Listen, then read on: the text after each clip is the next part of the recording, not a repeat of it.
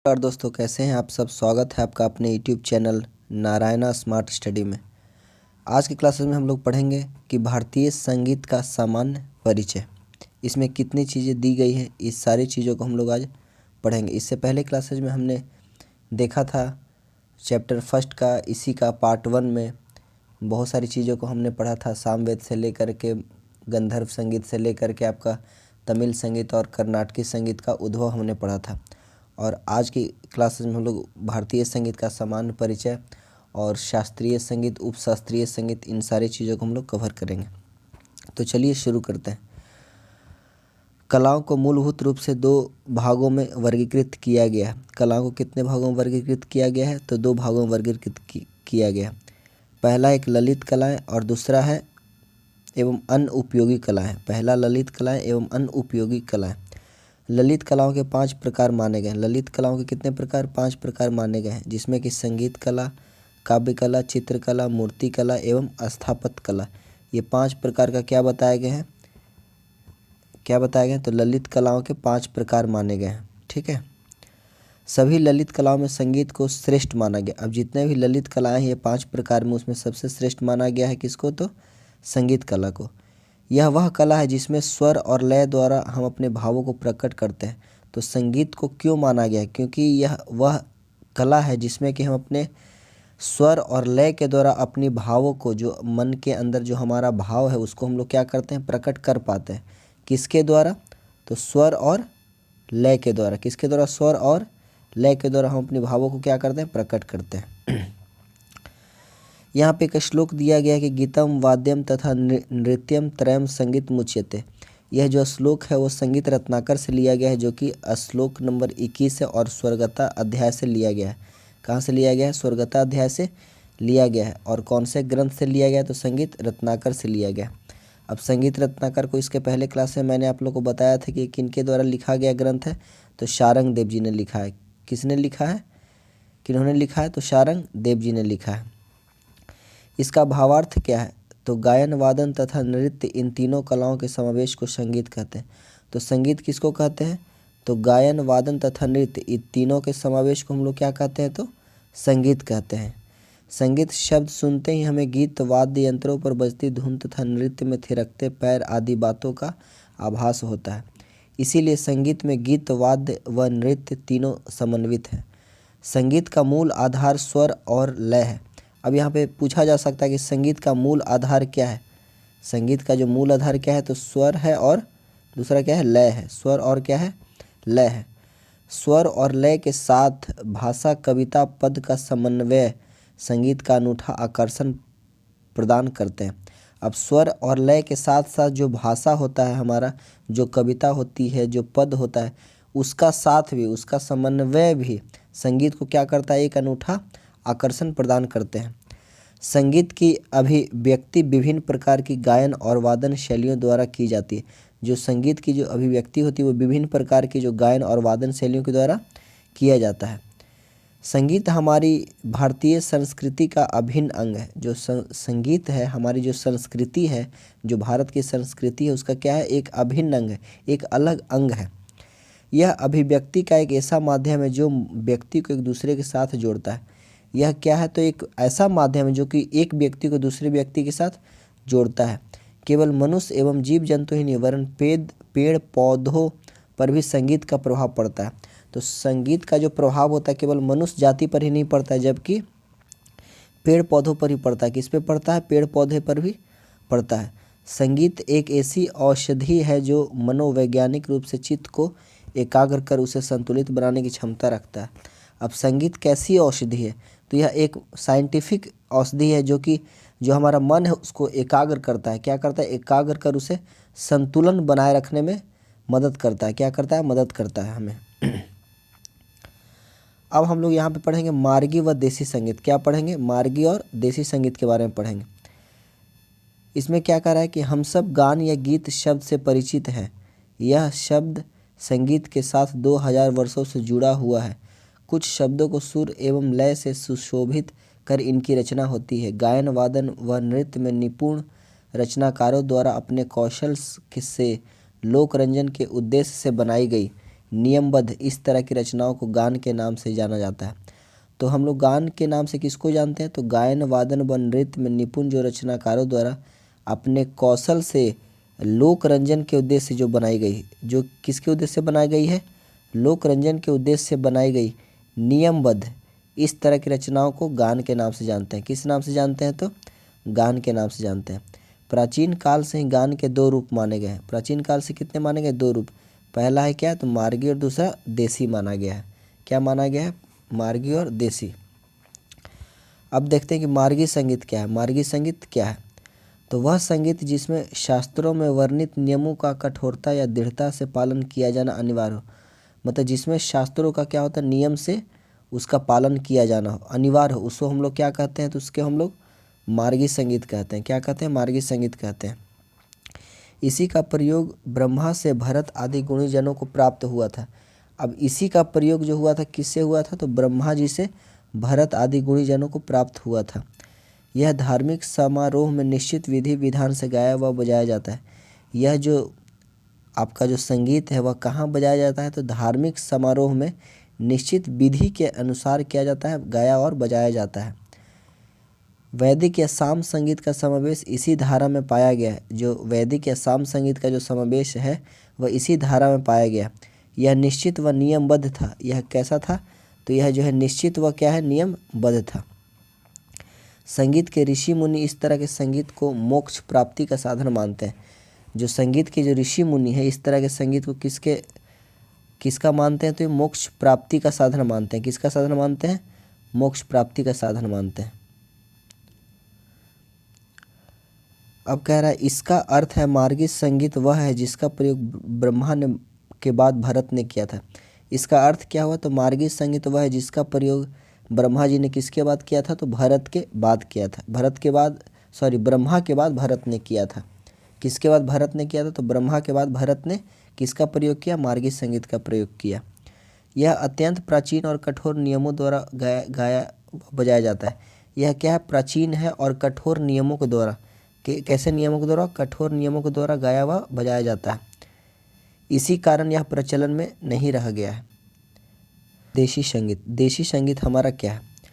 तो अर्थात विभिन्न स्थान की जन रुचि के अनुरूप हृदय का रंजन करने वाला गायन वादन व नृत्य को देशी संगीत कहा जाता है। तो देशी संगीत किसको कहा जाता है? जो विभिन्न स्थान की जन रुचि के अनुसार, किसके अनुसार? विभिन्न स्थान की जन रुचि के अनुसार जो हृदय का रंजन करने वाले जो गायन वादन व नृत्य को हम लोग क्या कहते हैं? देशी संगीत कहते हैं। क्या कहते हैं? देशी संगीत कहते हैं। विद्वानों का मानना है कि देशी संगीत की इस परिभाषा को ध्यान में रखना चाहिए। विद्वानों को क्या मानना चाहिए है? कि देशी संगीत की इस जो परिभाषा को ध्यान में रखना चाहिए। जब हम शास्त्रोक्त पत्ति पर आधारित सामगान से प्रवाहित शास्त्रीय संगीत की परंपरा को देखते हैं तो पाते हैं कि वह अनेक रागों, राग प्रकारों, गायन वादन व नृत्य की विधाओं आदि से प्रेरित है। ग्राम राग, राग रागांग, भाषांग, क्रियांग आदि एवं विभिन्न राग जैसे कि भैरव, जौनपुरी, तोड़ी आदि इसी परंपरा के भाग हैं। अनेक प्रकार के वाद्यों का निर्माण उनकी शास्त्रोक्त नियमों पर आधारित वादन तकनीक व वादन शैली में देखी जा सकती है। अब जो अनेक प्रकार के जो वाद्य का निर्माण हुआ है उनकी जो शास्त्रोक्त नियम है वो किसके आधार पे है? तो जो वादन तकनीक है या जो वादन शैली में हम लोग उसको क्या कर सकते हैं? देख सकते हैं। नृत्यों के अंतर्गत कथक, कुचिपुड़ी, भरतनाट्यम आदि में शास्त्रों के अनुसार वर्णित हस्त मुद्राओं, भाव भंगिमाओं तथा पद संचलन की विधियों का भी प्रयोग देखने को मिलता है। अब इसमें कह रहा है कि अनेक जो नृत्यों के अंतर्गत, जो नृत्य में क्या होता है कि कथक हो गया, कुचिपुड़ी, भरतनाट्यम आदि में क्या होता है कि हस्त मुद्रा, इसमें क्या होता है? हाथ की जो मुद्राएं होती है अलग अलग प्रकार की, इसमें जो भाव भंगिमा तथा जो पद संचालन, जो उनका पद संचालन होता है उसकी विधियों को भी देखने को हम लोग को मिलता है। विशेषताओं से यह अनुभव होता है कि संगीत का प्रचार जन रुचि से संबंध रखता है। मार्गी संगीत का विकास सर्वत्र नहीं मिलता है। जो मार्गी संगीत का जो विकास होता है वो हर जगह नहीं मिलता है, लेकिन देसी संगीत प्रचलन में है। लेकिन जो हमारा देसी संगीत क्या है? प्रचलन में है। मार्गी व देसी संगीत दोनों ही शास्त्रों में वर्णित नियमों पर आधारित है। जो मार्गी और जो देसी संगीत है वो दोनों शास्त्र के नियमों पर ही आधारित है, लेकिन कुछ अन्य प्रमाणों के अंतर्गत परंपरागत रूप से चली आ रही अनेकानेक गेय विधाओं जैसे कि प्रबंध ध्रुपद धमार तथा ध्रुपद की बानियाँ। प्रबंध हो गया ध्रुपद धमार तथा ध्रुपद की बानियाँ। ठुमरी गायन की प्रादेशिक विविधाएँ, टप्पा, चतुरंग, त्रिवट, स्वर मालिका, लक्षण गीत, अनेकानेक बंदिशें और सांगीतिक रचनाएं, राग एवं रागों के प्रकार, गायन, वादन व नृत्य की शास्त्रोनुमोदित विधाएं व शैलियाँ, विभिन्न सांगीतिक प्रयोग आदि सब जन रुचि से निर्मित देसी संगीत में ही समन्वित होते हैं।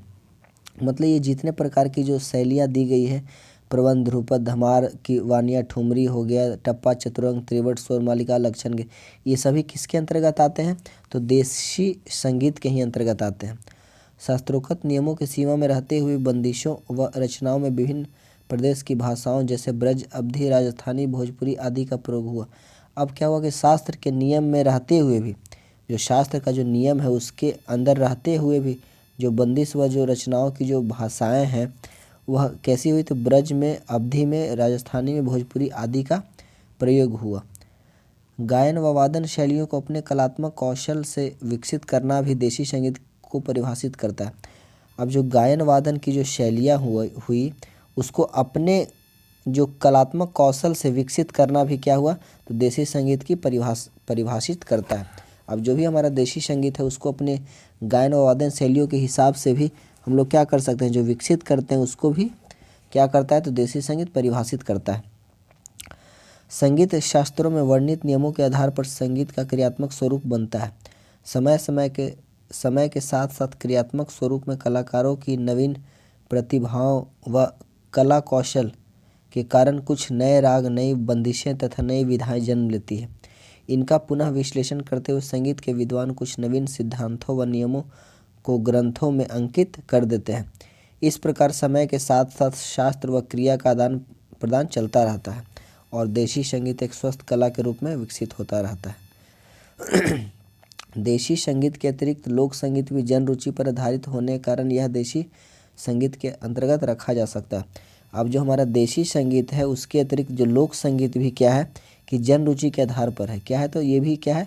जन रुचि के आधार पर ही है, के आधार पर यह रखा जा सकता है। मतलब कि जो देशी संगीत भी जन रुचि के हिसाब से होता है और लोक संगीत भी क्या है? तो जन रुचि के आधारित होने पर भी यह देशी संगीत के अंतर्गत इसको भी हम लोग रख सकते हैं। किसको? तो लोक संगीत को। तो अब यहाँ पूछा जा सकता है कि आपको जो लोक संगीत है वह किस विधा के अंतर्गत आता है? तो ये आपको देसी विधा के ही अंतर्गत आता है। इसको हम लोग देशी संगीत के ही अंतर्गत रख सकते हैं। परंतु अंतर यह है कि लोक संगीत पूर्णतः जन रुचि के आधार पर आधारित है। विशिष्ट देश, काल व परिस्थिति के अनुकूल रीति रिवाज, रहन सहन, वेशभूषा, तीज त्योहार व दैनिक मनोरंजन के लिए कीर्तन, संकीर्तन, होरी, विवाह, जनेऊ, वर्षा गीत या झूले के गीतों आदि के रूप में कुछ भी गाना तथा अपनी स्वेच्छा से किन्हीं उपकरणों को या किन्हीं संगीत वाद्यों को बजाना और अपनी रुचि के अनुसार उन गीतों व वाद्यों के साथ नृत्य करना लोक संगीत के विस्तार को, क्षेत्र को दर्शाता है। अब इसमें कह रहा है कि जो लोक संगीत है उसके अंतर्गत बहुत सारी विधाएं आती है, जैसे कि आपका रीति रिवाज हो गया, रहन सहन हो गया, है ना, वेशभूषा हो गया, मनोरंजन के लिए कीर्तन, संकीर्तन, विवाह के गीत, वर्षा गीत, झूले के गीत, बहुत प्रकार के गीत जो है लोक संगीत के अंतर्गत आते हैं। निष्कर्ष स्वरूप विद्वानों का मानना है कि शास्त्रोक्त नियमों का दृढ़ता से पालन करते हुए निर्मित किया गया संगीत हर युग में मार्गीय संगीत की श्रेणी में आता है। अब इसमें कह रहा है कि विद्वानों का क्या मानना है कि जो शास्त्रोक्त नियमों का जो दृढ़ता से पालन करते हैं, मतलब शास्त्र का जो नियम है उसको सही ढंग से पालन करते हुए जो संगीत हर युग में मार्गीय संगीत की श्रेणी में आता है। मतलब जो संगीत शास्त्र के नियमों को दृढ़ता से पालन करता है वही संगीत जो है मार्गीय संगीत के श्रेणी में आता है। वही जन रुचि को महत्व देते हुए शास्त्रोक्त नियमों के शिथिल प्रयोग से युक्त संगीत देसी संगीत में समन्वित रहता है। वही जो जन रुचि के महत्व, मतलब जो जन साधारण लोग को महत्व देते हुए जो शास्त्रीकृत जो नियम है उसको शिथिल प्रयोग, मतलब उसका उतना प्रयोग ना हो, उसका शिथिल प्रयोग से जो युक्त संगीत होता है उसको हम लोग क्या कहते हैं? देसी संगीत कहते हैं। क्या कहते हैं? देसी संगीत कहते हैं।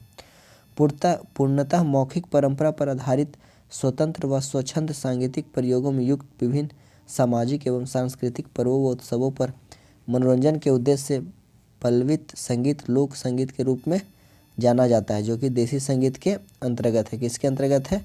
देसी संगीत के अंतर्गत है। अब हमारा शास्त्रीय संगीत। अब शास्त्रीय संगीत क्या है? तो शास्त्रों में वर्णित नियमों के आधार पर निर्मित संगीत को शास्त्रीय संगीत कहा जाता है। शास्त्रीय संगीत किसे कहते हैं? तो शास्त्रों में जो वर्णित है, जो नियमों के आधार पर जो निर्मित संगीत है, जिसका कि नियम के आधार पर जो संगीत हमारा निर्मित है, उसी को हम लोग शास्त्रीय संगीत कहते हैं। जैसे कि चित्रकला, शिल्पकला, वास्तुकला आदि कलाओं का विकास पत्थर, पत्तों तथा कागजों पर बनाए गए चित्रों के रूप में विकसित हुआ है। संगीत क्या होता है? ध्वनि प्रधान होता है। तो संगीत क्या होता है? हमारा ध्वनि प्रधान होता है। क्या होता है? ध्वनि प्रधान होता है, जिसमें शब्द की अपेक्षा ध्वनि के रूप में स्वरों के उतार चढ़ाव को अधिक महत्व दिया जाता है। इसमें क्या किया जाता है? तो ध्वनि के प्रयोग के रूप में स्वरों के उतार चढ़ाव को अधिक महत्व दिया जाता है। इसके साथ ही इसमें गति को आकर्षित और संतुलित कर प्रयोग में लाया जाता है। इसमें क्या किया जाता है? तो जो गति है उसको आकर्षित और संतुलित कर प्रयोग में लाया जाता है। आदिकाल से लेकर समय समय पर किए गए विभिन्न सांगीतिक प्रयोगों का मंथन करके जब उन्हें निश्चित रूप दिया जाता है, तब वह शास्त्रोबद्ध हो जाते हैं। शास्त्रों या ग्रंथों में संकलित नियमों के आश्रय से परंपराओं के अनुसार प्रवाहित होने वाली संगीत प्रणाली को ही हम लोग शास्त्रीय संगीत के नाम से जाना जाता है। व्यक्ति और समय निरंतर परिवर्तनशील होते हैं और इसीलिए उनकी रुचि व सामाजिक परिवेश तथा परिस्थितियों के अनुकूल संगीत के स्वरूप में भी अंतर आ जाता है। अब कह रहा है व्यक्ति और समय निरंतर परिवर्तन, जो व्यक्ति होता है वो क्या होता है, और जो समय होता है क्या होते हैं? परिवर्तनशील होते हैं। और इसीलिए उनकी जो रुचि और सामाजिक जो परिवेश है, जैसा उनका सामाजिक का रहन सहन है, उनके परिस्थितियों के अनुकूल भी क्या होता है कि संगीत के स्वरूप में क्या हो जाता है? तो अंतर आ जाता है। क्या आ जाता है? अंतर आ जाता है। इसी आधार पर समय समय पर शास्त्रोक्त नियमों में परिवर्तन होते जाते हैं। इसीलिए परंपराओं का अनुपालन करते हुए शास्त्रीय संगीत मर्यादित रूप में विकसित होता है और उसमें नित्य नूतन आकर्षण भी बना रहता है। शास्त्रीय संगीत के व्यवहारिक अंग में गायन, वादन तथा नृत्य के अनेक प्रकार और विविध शैलियाँ समायोजित हैं। इन्हें नियमबद्ध करने की परंपरा अथवा उनका सैद्धांतिक विश्लेषण करने की परंपरा वैदिक काल से चली आ रही है। इसी के अंतर्गत ऋग्वेद मंत्रों में से कुछ मंत्रों को गेय बनाकर सामवेद के रूप में सम्मिलित किया गया है। मतलब कि इसी के अंतर्गत जो कुछ मंत्र हैं ऋग्वेद के अंतर्गत, उसी को सम्मिलित कर क्या बनाया गया? सामवेद के रूप में संकलित किया गया है। वैदिक कालीन पुराणों और ग्रंथों में ही संगीत शास्त्र के सिद्धांतों व नियमों के अंतर्गत सप्त स्वर, 3 ग्राम और उनकी मूर्छनाओं का विकास हुआ। अब कह रहा है कि वैदिक काल जो पुराण है, जो क्या है? वैदिक काल पुराण और ग्रंथों में ही संगीत शास्त्र के सिद्धांत व नियमों के अंतर्गत, जो संगीत शास्त्र का सिद्धांत है उसके नियमों के अंतर्गत क्या है? तो 7 स्वर, 3 ग्राम और उनकी मूर्छनाओं का विकास हुआ है। क्या हुआ है? उनकी मूर्छनाओं का विकास हुआ है। इसी के साथ साथ विभिन्न प्रकार के वाद्य भी विकसित हुए और इसके साथ साथ क्या हुआ? विभिन्न प्रकार के वाद्य भी विकसित हुए। मध्यकाल से लेकर आधुनिक काल तक शास्त्रीय संगीत में अनेक परिवर्तन आए। क्या आए? तो अनेक परिवर्तन आए। गेय विधाओं के अंतर्गत, अब गेय विधाओं के अंतर्गत क्या है? तो ध्रुपद, धमार, दादरा, ख्याल, तराना आदि शैलियाँ प्रचलित हुई। वाद्य यंत्रों की संरचना एवं बजाने के लिए बहुविध तकनीक अपनाई गई। जो वाद्य यंत्रों की जो संरचना एवं बजाने के लिए क्या की गई? तो बहुत प्रकार की तकनीकी अपनाई गई। उत्तर भारत में प्रचलित शास्त्रीय संगीत को हिंदुस्तानी संगीत पत्ती के रूप में जाना जाता है। अब कह रहा है कि उत्तर भारत में, नॉर्थ साइड में क्या है कि जो प्रचलित शास्त्रीय संगीत जो हिंदुस्तानी संगीत पत्ती है, उसको किस रूप में जाना गया? तो हिंदुस्तानी संगीत पत्ती के रूप में जाना गया। कहाँ? तो उत्तर भारत में। अब इसके अंतर्गत कौन कौन सी विधाएं आती है? तो इसमें ध्रुपद, धमार, ख्याल, तराना इत्यादि गाए बजाए जाते हैं, जिनका कि विस्तृत वर्णन अग्रिम पृष्ठों में, मतलब आगे इसका समन्वित है। दक्षिण भारत में प्रचलित शास्त्रीय संगीत को कर्नाटकी संगीत पत्ती कहा जाता है। अब दक्षिण भारत में क्या कहा जाता है? तो दक्षिण भारत में जो प्रचलित शास्त्रीय संगीत को हम लोग कर्नाटक संगीत कहते हैं। क्या कहते हैं? कर्नाटक संगीत कहते हैं। और कर्नाटक संगीत के अंतर्गत, इसके अंतर्गत क्या आता है? तो रागम, तानम, पल्लवी है ना, वर्णम, जावली तथा तिल्लाना आदि विधाएं क्या है? समन्वित है। यद्यपि श्रुति ही दोनों का आधार है। अब यहाँ पे एक प्रश्न पूछा जा सकता है कि हिंदुस्तानी संगीत और दक्षिणी संगीत का आधार क्या है? तो दोनों का जो आधार है वह श्रुति है। क्या है? तो दोनों का जो आधार है वह श्रुति ही आधार है। लेकिन दोनों पद्धतियों में स्वरों की श्रुतियाँ, विधाएं एवं भाषा भिन्न है। लेकिन दोनों की पत्तियों में जो स्वरों की जो श्रुतियाँ हैं वह अलग अलग हैं। उसकी विधाएं भी अलग है और उसकी भाषा भी क्या है? अलग अलग है। किस में अलग है? तो दक्षिण संगीत और उत्तरी संगीत में। उत्तर भारत की जो संगीत है। अब हम लोग आगे पढ़ते हैं कि उपशास्त्रीय संगीत। उपशास्त्रीय संगीत में क्या दिया गया है।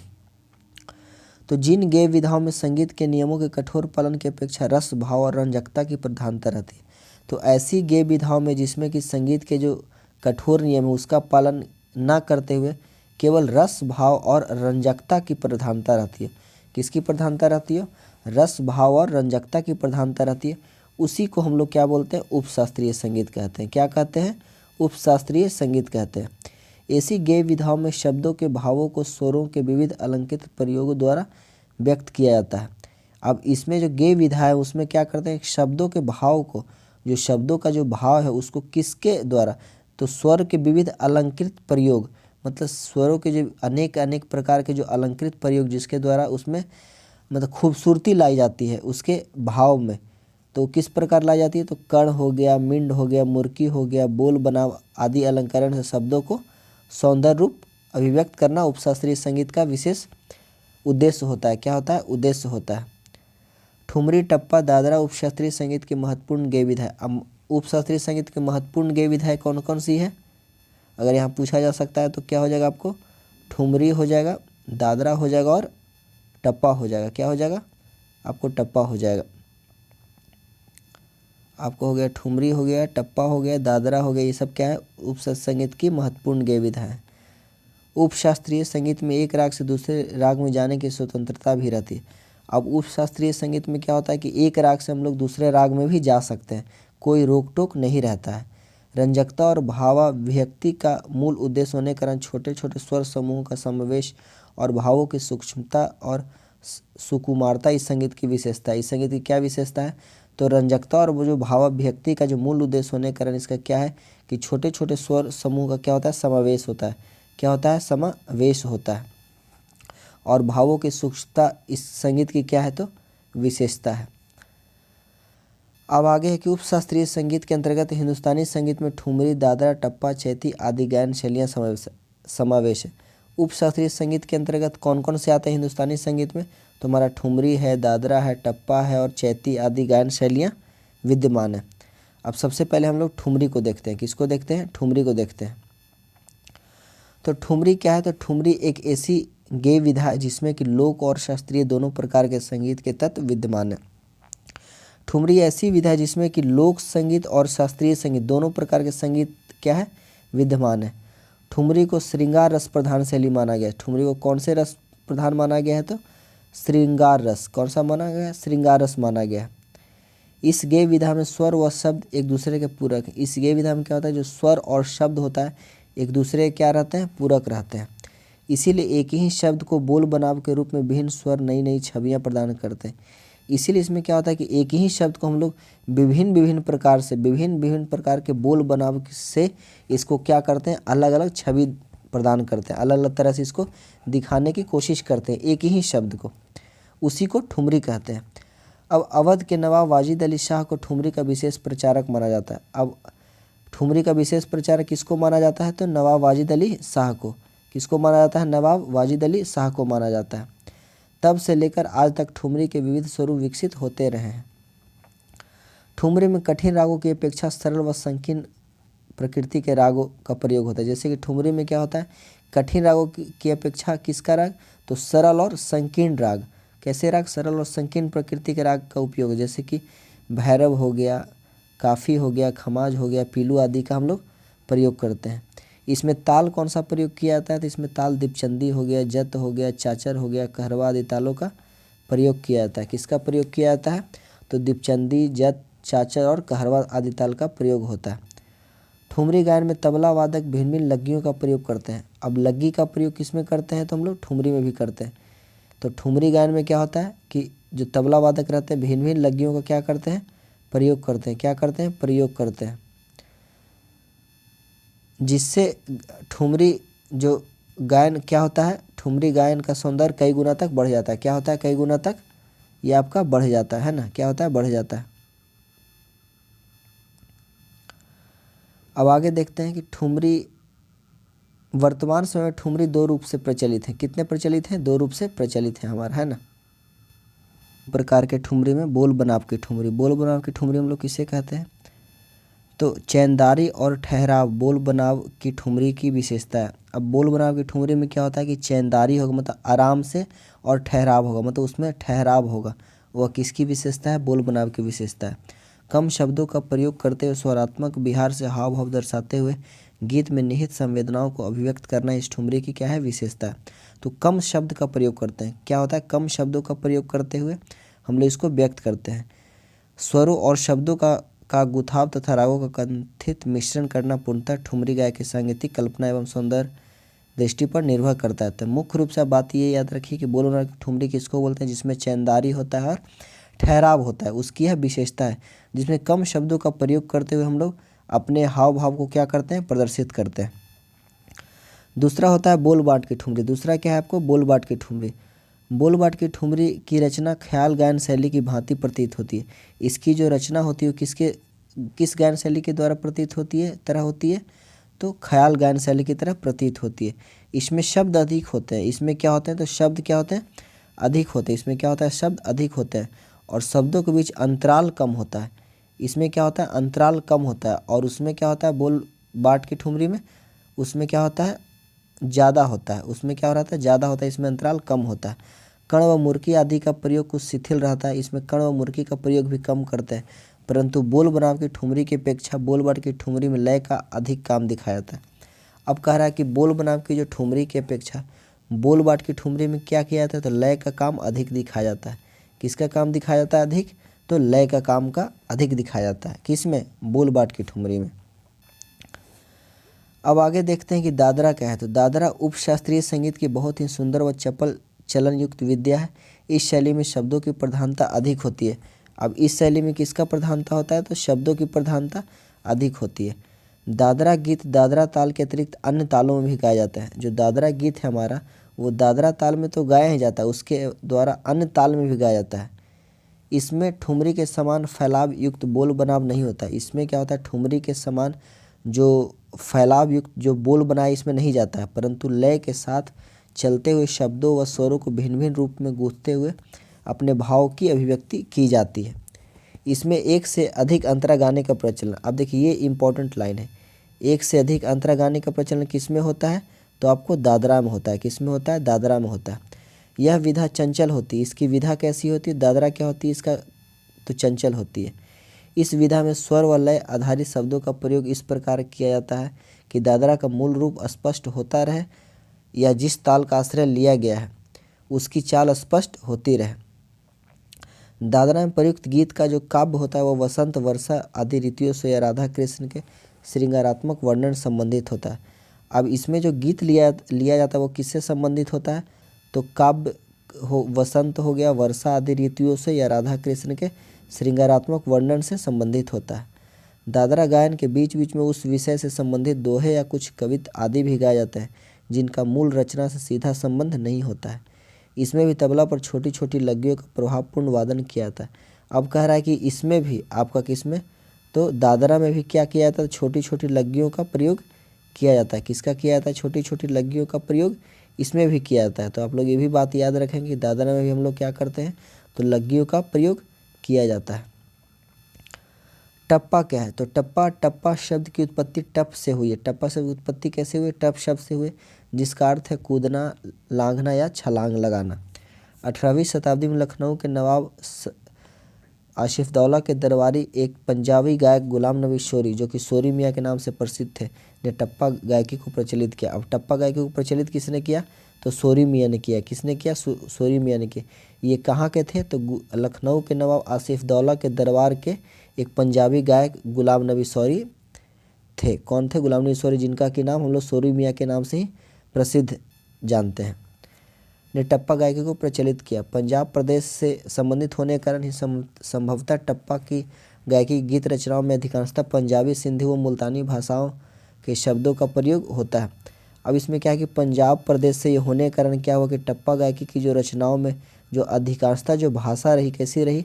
तो पंजाबी रही, सिंधी रही व मुल्तानी भाषा के शब्दों का ही प्रयोग होता रहा। किसके कारण? क्योंकि पंजाब प्रदेश से थे। कौन? तो शोरी मियाँ थे। इस गायन विधा में शब्द, स्वर व लय तीनों को कहीं विश्राम नहीं मिलता। अब इस विधा में क्या होता है टप्पा में कि कहीं भी विश्राम नहीं मिलता है। क्या होता है? कहीं विश्राम नहीं मिलता है। पूरी गायकी छोटी छोटी द्रुत गति की तानों पर आधारित होती है। क्या होती है, जो पूरी गायकी होती है छोटी छोटी तानों पर क्या रहता है, आधारित होती है। इस गायकी में कर्ण खटका व मुर्की का अधिक प्रयोग किया जाता है।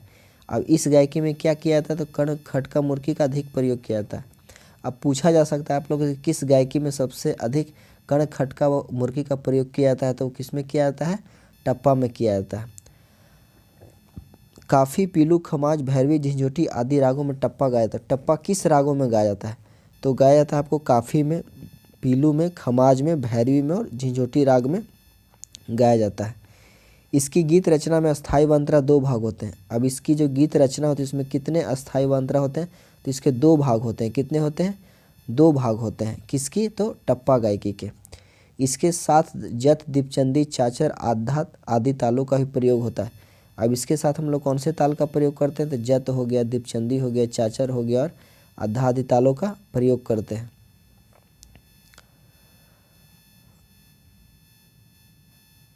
अब होरी देखते हैं। उत्तर भारत के विभिन्न क्षेत्रों की लोक भाषाओं में अलग अलग शैलियों की होरी सुनने को हम लोग को मिलती है। कहाँ, तो उत्तर भारत के विभिन्न क्षेत्र की जो लोक भाषाएं में अलग अलग शैली में सुनने को मिलता है। होरी मुख्यतः दीपचंदी, कहरवा, जत आदि तालों में गाया जाती है। जो होरी होता है मुख्यतः कौन से ताल में, तो दीपचंदी, कहरवा और जत तालों में गाई जाती है। होरी शब्द से यह ज्ञात होता है कि इस शैली में होरी से संबंधित प्रसंग जैसे राधा कृष्ण के होरी खेलने व उनके छेड़छाड़ आदि का वर्णन किया गया है। यदि उपशास्त्रीय संगीत के अंतर्गत होरी गाते हैं तो होरी में छोटे छोटे शब्द को लेकर तरह तरह के बोल बनाए जाते हैं। अगर हम लोग उपशास्त्रीय संगीत के अंतर्गत होली गाएंगे तो इसमें क्या करेंगे कि छोटे छोटे शब्द को लेकर क्या करेंगे, तो बोल बनाम बनाएंगे। क्या करेंगे, बोल बनाम बनाएंगे। ऐसा करने से शब्दों के भाव स्पष्ट होते रहते हैं। ऐसा करने से क्या होगा कि शब्द का जो भाव है वह झलकता रहेगा, वह स्पष्ट होता रहेगा। लेकिन जब हम होरी को लोक संगीत के संदर्भ में गाते हैं, लेकिन जब हम लोग इसको लोक संगीत के अंतर्गत गाते हैं, किसको, होरी को, तो इसमें बोल बनाम नहीं किया जाता है। इसमें क्या किया जाता है, बोल बनाम नहीं किया जाता है। यह मूलतः आपको अवधी और ब्रज भाषा में गाई जाती है। मूलतः किस भाषा में गाई जाती है, तो अवधी और ब्रज भाषा में गाई जाती है। कौन, तो होरी गाई जाती है। उपशास्त्रीय संगीत के अंतर्गत गाएंगे तो क्या करेंगे, छोटे छोटे शब्द को लेकर तरह तरह के बोल बनाएंगे। किसमें, होरी में। लेकिन अगर लोक संगीत के अंतर्गत गाएंगे तो इसमें बोल बनाम नहीं बनाया जाएगा। चैती क्या है, तो चैती अपनी मधुरता, सरलता व कोमलता के लिए जानी जाती है। चैती किस लिए जानी जाती है, तो इसमें मधुरता होती है, सरलता होती है व कोमलता के लिए यह जानी जाती है। इसे मुख्य रूप से चैत मास में गाए जाने कर इसे चैती कहा गया। इसे हम लोग चैत मास में गाते हैं, इसीलिए इसका नाम क्या पड़ गया, चैती पड़ गया। हो रामा शब्द इस गीत की विशेष टेक है। अब हो रामा इस शब्द की क्या है, विशेष टेक है। चैती का मुख्य वर्ड क्या है या मुख्य शब्द क्या है, तो इसमें हो रामा क्या है, हो रामा। चैती भी श्रृंगार रस से परिपूर्ण होता है। अब इसका रस कौन से रस में चैती गाया जाता है, तो श्रृंगार रस। कौन सा रस, श्रृंगार रस से चैती गाई जाती है। होली के बाद चैत महीने का आगमन होता है, इसी समय चैती गाने का प्रचलन है। होली के बाद क्या होता है, चैत महीना आता है, उसी में चैती गाने का प्रचलन है। चैती को उपशास्त्रीय संगीत गायन विधाओं के अंतर्गत रखा गया। चैती को किस गायन विधा के अंतर्गत रखा गया, तो उपशास्त्रीय गायन के अंतर्गत रखा गया। इसमें भी एक से अधिक अंतरा गाने का प्रचलन है। अब इसमें भी क्या है, एक से अधिक अंतरा गाने का प्रचलन है। और इससे पहले हम लोगों ने क्या पढ़ा था, किसमें एक से अधिक अंतरा गाने का प्रचलन है, तो दादरा में है। किसमें है, दादरा में है। किसमें है, तो आपको दादरा में आपको क्या है, तो एक से अधिक अंतरा गाने का प्रचलन है ना।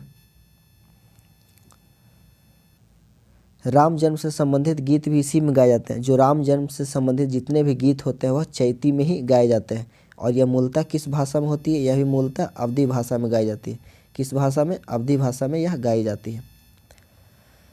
कजरी क्या है हमारा, तो लोक संगीत की विधाओं में कजरी भी गायन का एक प्रकार है। कजरी भी क्या है, तो एक प्रकार का गायन का आपको प्रकार है लोक संगीत के अंतर्गत। ठीक है, यह श्रृंगार रस से परिपूर्ण गीत का एक प्रकार माना। यह कौन से रस से माना जाता है, तो यह श्रृंगार रस से माना जाता है। कौन से रस से, श्रृंगार रस से माना जाता है। कजरी मुख्य रूप से सावन में गाई जाती है। अब ये मुख्य रूप से कब गाई जाती है, तो यह सावन के महीने में गाई जाती है। कब गाई जाती है, सावन के महीने में गाई जाती है। बनारस व मिर्जापुर क्षेत्र कजरी गायन के लिए जाना जाता है। अब कजरी के लिए विशेष रूप से कौन सा क्षेत्र जाना जाता है, तो बनारस और दूसरा मिर्जापुर। कौन सा, बनारस व मिर्जापुर जो है विशेष क्षेत्र माना जाता है। किसके लिए, कजरी के लिए। कजरी के गीतों में छंद के अनेक प्रकार देखने को मिलते हैं। इसमें क्या होता है, कजरी के गीतों में कि अनेक प्रकार के छंद देखने को मिलते हैं। क्या मिलते हैं, छंद देखने को मिलते हैं। और यह कौन से रस से होता है, श्रृंगार रस से परिपूर्ण होता है। कौन, तो कजरी होता है। चलिए, तो आज तक हम लोग इस वीडियो में यहीं तक पढ़ेंगे। इसके बाद हम लोग नेक्स्ट क्लास में सुगम संगीत और उसके बाद जो भी टॉपिक होगा उस टॉपिक को हम लोग कवर करेंगे। धीरे धीरे हम लोग एनसीईआरटी के सारे जो टॉपिक हैं एक एक करके उसको ख़त्म करते जाएंगे। तो फिर मिलते हैं नेक्स्ट वीडियो में नेक्स्ट टॉपिक के साथ। तब तक के लिए चैनल को लाइक कीजिए, सब्सक्राइब कीजिए। धन्यवाद।